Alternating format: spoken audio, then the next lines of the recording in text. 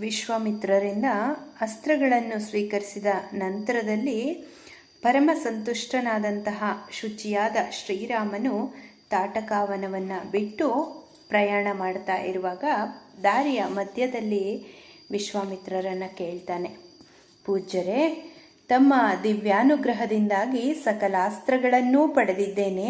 ಈ ಮಹಾಸ್ತ್ರಗಳ ಸಂಪಾದನೆಯಿಂದಾಗಿ ನನ್ನನ್ನು ಇಂದು ದೇವ ದಾನವರು ಎದುರಿಸಿ ನಿಲ್ಲಲಾರರು.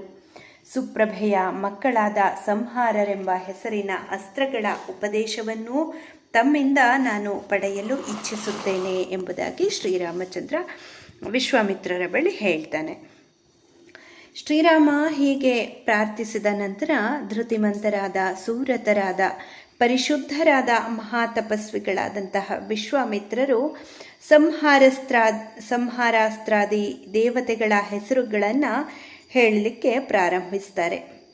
ಸತ್ಯವಂತ, ಸತ್ಯಕೀರ್ತಿ, ದೃಷ್ಟ, ರಭಸ, ಪ್ರತಿಹಾರತರ, ಪರಾಂಗುಖ, ಅವಾಂಗ್ಮುಖ, ಲಕ್ಷಾಕ್ಷ, ವಿಷಮ, ದೃಢನಾಭ, ಸುನಾಭ, ದಶಾಕ್ಷ, ಶತವಕ್ತ್ರ, ದಶಶೀರ್ಷ, ಶತೋದರ, ಪದ್ಮನಾಭ, ಮಹಾನಾಭ, ದುಂದುನಾಭ, ಸುನಾಭ, ಜ್ಯೋತಿಷ, ಕೃಶನ, ನೈರಾಶ್ಯ, ವಿಮಲ, ಯೋಗಂಧರ, ವಿನಿದ್ರ, ದೈತ್ಯ, ಪ್ರಮಥನ, ಶುಚಿ, ಬಾಹು, ಮಹಾಬಾಹು, ನಿಷ್ಕುಲಿ, ವಿರುಚಿ, ಸಾಚಿರ್ಮಾಲಿ, ಧೃತಿರ್ಮಾಲಿ, ವೃತ್ತಿವಂತ, ರುಚಿರ, ಪಿತೃಸೌಮನಸ, ವಿಧೂತ, ಮಕರ, ಕರವೀರಕರ, ಧನಧಾನ್ಯ, ಕಾಮರೂಪ, ಕಾಮರುಚಿ, ಮೋಹ, ಆವರಣ,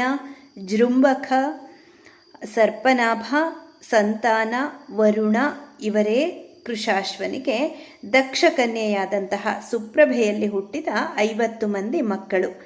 ಇವರೆಲ್ಲರೂ ಕಾಮರೂಪಿಗಳಾಗಿಯೂ ಮಹಾ ತೇಜಸ್ವಿಗಳಾಗಿಯೂ ಇದ್ದಾರೆ. ಇವರೆಲ್ಲರನ್ನೂ ನನ್ನಿಂದ ನೀನು ಸ್ವೀಕರಿಸು. ಇದಕ್ಕೆ ನೀನು ಸತ್ಪಾತ್ರನಾಗಿದ್ದಿ. ನಿನಗೆ ಮಂಗಳವಾಗಲಿ. ರಾಘವ ವಿಶ್ವಾಮಿತ್ರರ ಆದೇಶಕ್ಕೆ ಸಂತುಷ್ಟವಾದ ಹೃದಯದಿಂದ ಹಾಗೆಯೇ ಆಗಲಿ ಎಂದು ಪ್ರತ್ಯುತ್ತರವನ್ನು ನೀಡಿ ಹಿಂದಿನಂತೆಯೇ ಮಹಾಮಂತ್ರದ ಉಪದೇಶವನ್ನು ವಿಶ್ವಾಮಿತ್ರರಿಂದ ಪಡೆದುಕೊಳ್ತಾನೆ. ಒಡನೆಯೇ ಅಸ್ತ್ರಗಳ ಅಧಿದೇವತೆಗಳು ದಿವ್ಯ ಕಾಂತಿಯಿಂದ ಕೂಡಿದ ಶರೀರದಿಂದ ಕೂಡಿ ಸುಖಪ್ರದಗಳಾಗಿ ಮೂರ್ತಿಮತ್ತಾಗಿ ರಾಮನ ಸಮೀಪದಲ್ಲಿ ಉಪಸ್ಥಿತವಾಗ್ತವೆ. ಅವುಗಳಲ್ಲಿ ಕೆಲವು ಕೆಂಡದಂತೆ ಕಂಗೊಳಿಸುತ್ತಿದ್ದವು, ಇನ್ನು ಕೆಲವು ಹೊಗೆಯಂತೆಯೂ ಮತ್ತೆ ಕೆಲವು ಚಂದ್ರ ಮತ್ತು ಸೂರ್ಯರ ಕಾಂತಿಯಿಂದಲೂ ಪ್ರಕಾಶಿಸುತ್ತಿದ್ದವು. ಕೆಲವು ಸ್ವಾಭಾವಿಕವಾಗಿಯೇ ವಿನಮ್ರವಾದ ಅಂಜಲಿ ಪುಟಗಳ ಉಳ್ಳವಾಗಿಯೂ ಇದ್ದವು. ಆ ಅಸ್ತ್ರಾದಿ ದೇವತೆಗಳೆಲ್ಲವೂ ಕೈ ಮುಗಿದು ನಿಂತು ರಾಮನೊಡನೆ ಮಧುರವಾದಂತಹ ಈ ಮಾತುಗಳನ್ನು ಆಡಲಿಕ್ಕೆ ಮುಂದಾಗ್ತವೆ. ನಾವು ನಿನ್ನ ಕಿಂಕರರಾಗಿದ್ದೇವೆ, ನಾವೇನು ಮಾಡಬೇಕು ಎಂಬುದನ್ನು ನೀನು ಆಜ್ಞಾಪಿಸು ಎಂಬುದಾಗಿ. ಅಸ್ತ್ರಾದಿ ದೇವತೆಗಳೇ, ನಿಮ್ಮ ಇಚ್ಛೆ ಇದ್ದಲ್ಲಿಗೆ ನೀವು ತೆರಳಬಹುದು. ಕಾರ್ಯಕಾಲದಲ್ಲಿ ನನ್ನ ಮನಸ್ಸಿನಲ್ಲಿ ಸುಸ್ಥಿರರಾಗಿದ್ದು ಶತ್ರು ಸಂಹಾರಕ್ಕೆ ಸಹಾಯ ಮಾಡಿರಿ. ಅನಂತರ ಸಂಹಾರಾಸ್ತ್ರಾಧಿ ದೇವತೆಗಳು ಹಾಗೆಯೇ ಆಗಲಿ ಎಂಬುದಾಗಿ ರಾಮನಿಗೆ ಪ್ರತಿವಚನವನ್ನು ನೀಡಿ ಮಹಾನುಭಾವನಾದಂತಹ ಶ್ರೀರಾಮನನ್ನು ಪ್ರದಕ್ಷಿಣೆ ಮಾಡಿ ತಲೆಬಾಗಿ ನಮಸ್ಕರಿಸಿ ಅನುಜ್ಞೆಯನ್ನು ಪಡೆದು ತಮ್ಮ ತಮ್ಮ ಸ್ಥಾನಗಳಿಗೆ ತೆರಳುತ್ತಾರೆ. ಆ ನಂತರ ರಾಮನು ವಿಶ್ವಾಮಿತ್ರರ ಅನುಜ್ಞೆಯ ರೀತಿಯಲ್ಲಿಯೇ ಸಮಸ್ತವಾದ ಅಸ್ತ್ರಗಳನ್ನು, ಸಂಹಾರಾಸ್ತ್ರಗಳನ್ನು ಪರಮ ಸಂತೋಷದಿಂದ ಲಕ್ಷ್ಮಣನಿಗೆ ಉಪದೇಶಿಸ್ತಾನೆ. ಸಂಹಾರಾಸ್ತ್ರಗಳನ್ನು ಪ್ರತಿಗ್ರಹ ಮಾಡಿದ ನಂತರ ವಿಶ್ವಾಮಿತ್ರರೊಡನೆ ಮುಂದೆ ನಡೆದು ಹೋಗುತ್ತಿರುವಾಗ ರಾಘವನು ಮಹಾಮುನಿಗಳಾದ ವಿಶ್ವಾಮಿತ್ರರನ್ನ ಕುರಿತು ಶ್ರವಣ ಮಾತ್ರದಿಂದಲೇ ಸುಖದಾಯಕವಾದ ಸುಮಧುರವಾದಂತಹ ಮಾತುಗಳನ್ನು ಆಡಲಿಕ್ಕೆ ಮುಂದಾಗುತ್ತಾನೆ. ಮುನಿಪುಂಗವರೇ, ನಮ್ಮ ಎದುರಾಗಿ ಕಾಣುವ ಪರ್ವತಕ್ಕೆ ಹತ್ತಿರದಲ್ಲಿಯೇ ಮೇಘ ಸದೃಶವಾದ ವೃಕ್ಷಗಳ ಸಮೂಹವು ಪ್ರಕಾಶಿಸುತ್ತಿದೆ. ಅಲ್ಲಿರುವ ನಾನಾ ಮೃಗಗಳ ಸಮೂಹವು ದರ್ಶನೀಯವಾಗಿದೆ.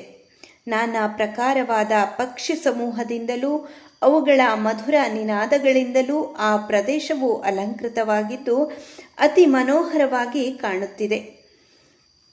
ಆ ಪ್ರದೇಶವು ಯಾವುದು ಎಂಬುದನ್ನು ತಿಳಿಯಲು ಅತ್ಯಂತ ಕುತೂಹಲ ಉಂಟಾಗಿದೆ. ದಯವಿಟ್ಟು ಹೇಳಿರಿ. ಮಹರ್ಷಿಗಳೇ, ರೋಮಾಂಚನವನ್ನು ಉಂಟುಮಾಡುವ ತಾಟಕಾವನದಿಂದ ನಾವು ಈಗ ಹೊರಬಂದಿದ್ದೇವೆ. ಇಲ್ಲಿ ಕಾಣುತ್ತಿರುವ ವಾತಾವರಣದಿಂದ ಈ ದೇಶದ ಸೌಖ್ಯ ಎಷ್ಟು ಎಂಬುದನ್ನು ಮನಗಾಣುತ್ತಿದ್ದೇನೆ.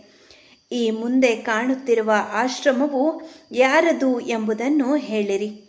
ಪಾಪಿಷ್ಠರಾದ, ಬ್ರಹ್ಮಜ್ಞರಾದ, ದುಷ್ಟಜಾರಿಗಳಾದ, ದುರಾತ್ಮರಾದ ರಾಕ್ಷಸರು ನಿಮ್ಮ ಯಜ್ಞಕ್ಕೆ ವಿಘ್ನವನ್ನು ಉಂಟು ಮಾಡುವ ಸಲುವಾಗಿ ಯಾವಾಗ ಬರುತ್ತಾರೆ? ಎಲ್ಲಿಗೆ ಬರುತ್ತಾರೆ? ನೀವು ಯಜ್ಞ ಮಾಡಲಿರುವ ದೇಶ ಯಾವುದು? ನಾನು ರಕ್ಷಿಸಬೇಕಾಗಿರುವ ಯಜ್ಞವು ಯಾವುದು? ನಾನು ಸಂಹರಿಸಬೇಕಾದ ರಾಕ್ಷಸರು ಯಾರು? ಎಲ್ಲಿರುತ್ತಾರೆ? ಈ ಎಲ್ಲ ವಿಷಯಗಳನ್ನು ವಿಸ್ತಾರವಾಗಿ ನಿಮ್ಮಿಂದ ತಿಳಿದುಕೊಳ್ಳಲಿಕ್ಕೆ ನಾನು ಬಯಸುತ್ತೇನೆ. ಹೀಗೆ ಶ್ರೀರಾಮ ಎಲ್ಲ ವಿಚಾರಗಳನ್ನು ವಿಶ್ವಾಮಿತ್ರರೊಂದಿಗೆ ಕೇಳ್ತಾ ಇದ್ದಾನೆ. ಧನ್ಯವಾದಗಳು.